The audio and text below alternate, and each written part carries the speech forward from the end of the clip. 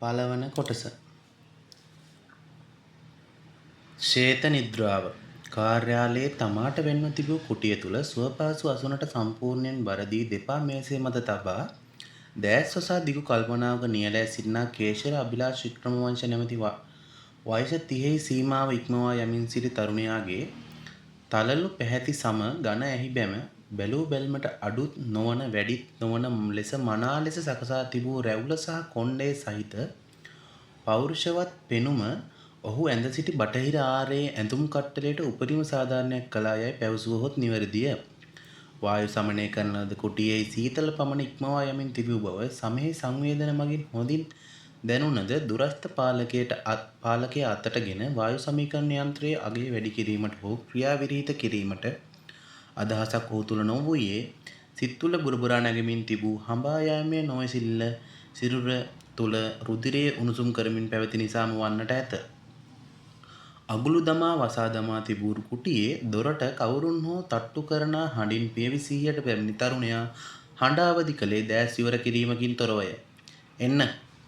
ඔහුගේ එම හඬින් පසු කුටියේ දොර ඉවර කරනු ඇසුණද පෙර සිටි ඉරියව් මදක් හෝ වෙනස් නොකොට ඒ අයුරින්ම උන්නේ කාමරයට පැමිණි අමුත්තාගේ සුවඳ විලවුන් සුවඳින් පැමිණියේ කවුරුන් දැයි ගියා තරුණයා වඩා හොඳින් හඳුනාගත් බැවිනි. මං ඇවිල්ලා දවස් 2ක් වෙනවා. උඹට දැන්ද මතක් වුණේ මාව බලන්න එන්න. කාමරයට ඇතුළු අමුත්තාට පිටුපාහින්ද ඔහු දෙස හැරී හොන්න බලා පවසන විට ඇතුළු වූ තැනැත්තා මෙසේ එක්වරම තමාට හඳුනා ගැනීම පිළිබඳ පුදුමයටපත් නොවූයේ තරුණයාගේ ඉව පිළිබඳ ඔහු වඩාත් හොඳින් දැන වූ බැවිනි. අනේ ඵලයන් මම ඊයේ දවසට දෙපාරක් ආවා. 7-8 පාරක් උඹට කෝල් ගත්තා. ඊයේ උඹ දවසම හිටියේ බාතිලොක්කගේ රූම් එකේ හින්දා ලංකාවට ආපු ගමන් උඹට මොකක් හරි ලොකු මරාලයක් සෙට් වෙලා ඇති කියලා නම් මම හොඳින් තේරුම් ගත්තා. කේශරගේ හොඳම මිතුරා වූ මිහික එසේ පවසමින් මිතුරාගේ මේසේ ඉදිරිපසින් සිටගත්තේ මිතුරාට හිමි වූ අලුත් නිල නාමයේ පැහැදිලිව දැකගනු අපේක්ෂාවෙනි. හොඳම මිතුරන් ලෙසින් එකම කාලවකවානුවකදී දෙපාර්තමේන්තුවට ඇතුළත් වූ දෙදෙනා අපරාධ පරීක්ෂණ දෙපාර්තමේන්තුව තුළ නම් දරනා නිලධාරීන් දෙදෙනෙකු බවට පත් වූයේ හඹා යෑමේ සහ ලූ බැඳීමේ දක්ෂතාවයේ හේතුවෙන්මය. කේශර යනු ඉව සහිත පුද්ගලයෙකු බව බොහෝ විට කතාබහක් ඇති වූ අතර ඉතාමත් අඩු වයසකින් ඉහළ නිලයන් කරා පැමිණීමට ඔහුගේ බුද්ධිමත් භාවය සහ අපරාධකරුවන් හඹා යෑමේ හැකියාව හේතු වූවායයි පැවසුවහොත් නිවැරදිය. එහෙනම් අලුත් නිලයට මගෙන් සුබ පැතුම් සීයයි මහත්තයා. කේශර දැස් විවර කළේ මිහි කෙසේ පවසා අවසන් වන විටය.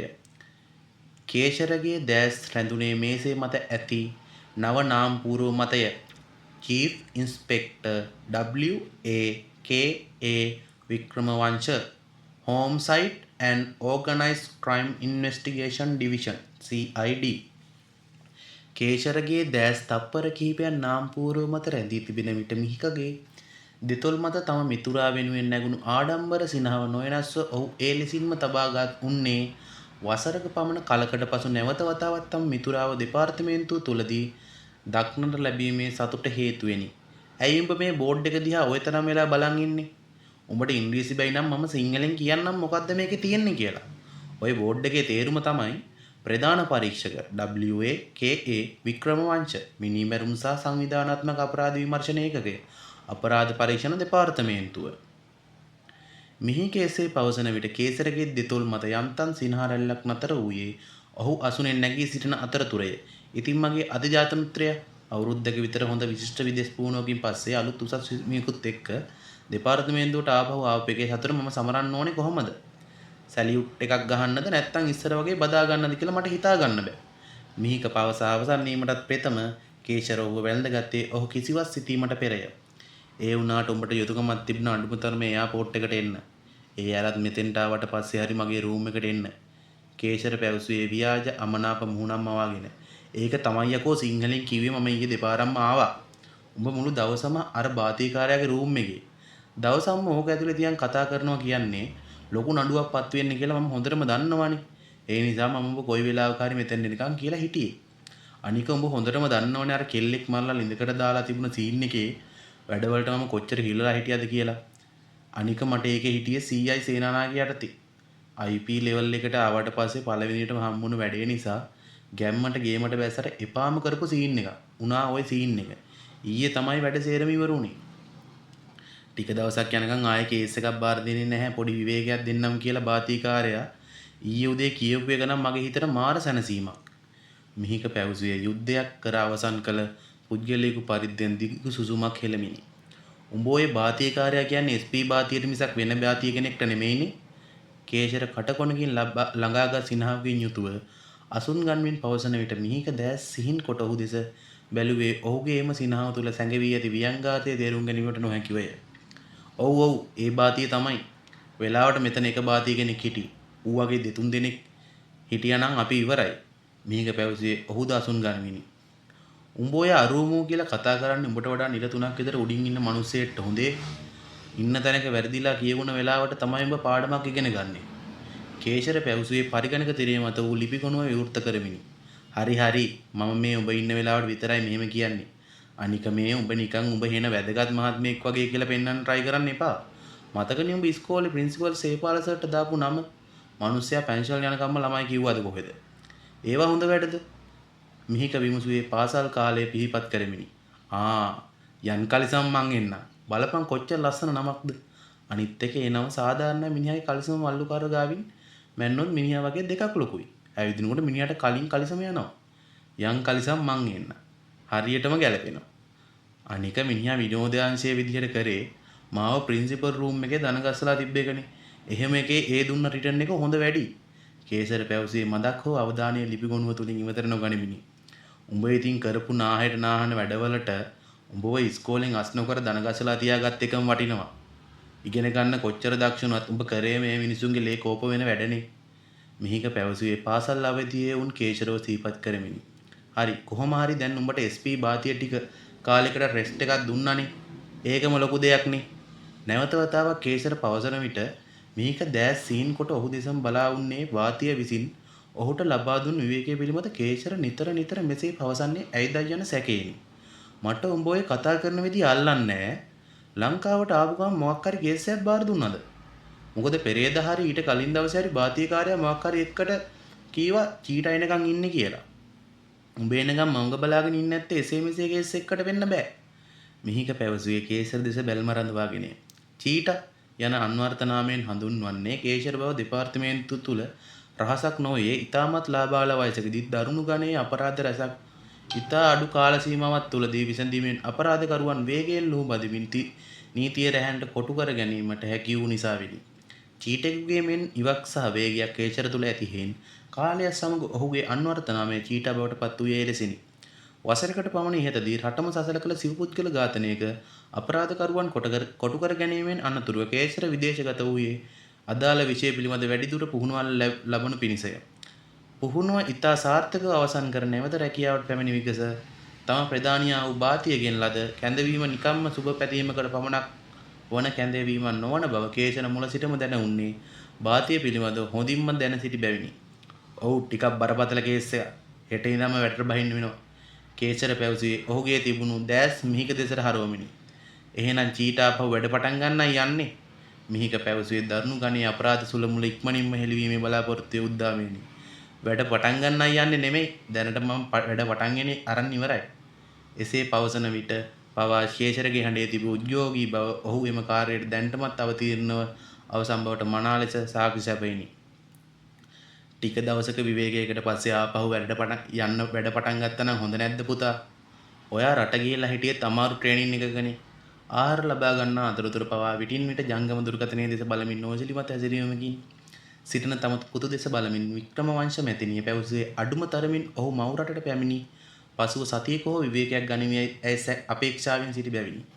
අපරාධ සිද්ධ වෙන්නේ අපිට විවේක ගන්න කාලයක් දීලා නෙමෙයිනේ අම්මා. කේශරගේ කෙටි පිළිතුර හමුවේ ඇය නිහඬ වූයේ තවත් ඔහුගෙන් විමසා පළක් නොවන බව ඇය අත්දැකීමෙන් දන්නා බැවිනි. නිකරුණේ අනවශ්‍ය විදිහට කල්පනා කරලා හිත නරක කරගන්න එපා රම්‍යා.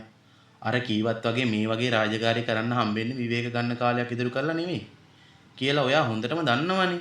ආරක්ෂක සේවයේ ඉහළ තලයක් දරා රට වෙනුවෙන් තම උපරිම සේවය ලබා දීමෙන් පසු විවේක සුවයෙන් ගත කරන කේශරගේ පියා තම බිරිඳ දෙස බලමින් පැවසුවේ ඇය කනස්සල්ලට පත්ව සිටින බව වැටහුණු නිසා වන්නට ඇත. කාලයක් තාත්තා යුද්ධෙට ගින් එනකම් බලන් හිටියා. දැන් පුතා මට නම් ජීවිතේ කවදාවත් සැනසීමක් ලැබෙන්නේ නැති වෙයි. වික්‍රමවංශ මහත්මිය කොපුල් ඔස්සේ රූටා යන්නට උත්සාහ කරන කඳුළු පිටියල්ලෙන් පිහිදා ගනිමින් පැවසුවේ කෑම මේසය තුල කෙටි නිහඬතාවයක් ඇතිවන විටය. මම යුද්ධයට යනවා කියලා කවුරු හරි අම්මට බොරු තොරතුරක් දීලා. පොලිසිය රාජකාරිය නීතිය සාමය ආරක්ෂා කරන්නේ. ඒකෙදි සාමය ආරක්ෂා කරනවා කියලා කියන්නේ යුද්ධයට යන එක නෙමෙයි. මිනිසුන්ට ආරක්ෂිතව බයක් සැකක් නැතුව නීති රාමුව තුළ ජීවත් වෙන්න අවශ්‍ය පරිසරය පවත්වාගෙන යන එක. අපරාධ පරීක්ෂණ දෙපාර්තමේන්තුව කියන්නේ අම්මා හිතන තරම් භයංකාර තරම් නෙමෙයි. කේශර පැවසී තම රාජකාරිය වෙනුවෙන් මවගේ ඇති අනියත බිය දුරු කරනු පිණිසය. අපෝ ඔයගොල්ලෝ එක්ක කතා කරන මම ඉගෙන ගත්ත තරම මදි. වික්‍රමවංශ මහත්මිය මවාගත් අමනාපයෙන් යුතුව පැවසුවේ තමා කුමන දේ පැවසුවත් පියපුතු දෙපළට ඕනෑතරම් පිළිතුරු ඇති බවයි හොඳින්ම දන්නා බැවිනි. චූටි කෝ අම්මා කේශර විමසී උදෑසන ආහාරයට ඒ වන වෙතුරුත් නොපැමිණි බාල සහෝදරිය සීවීමෙනි. දේවානිලාගේ ගෙදර ගියා. කැම්පස් එකේ එක්සෑම්නේ මේ දවස්වල විහාර එක පාඩම් කරන්න.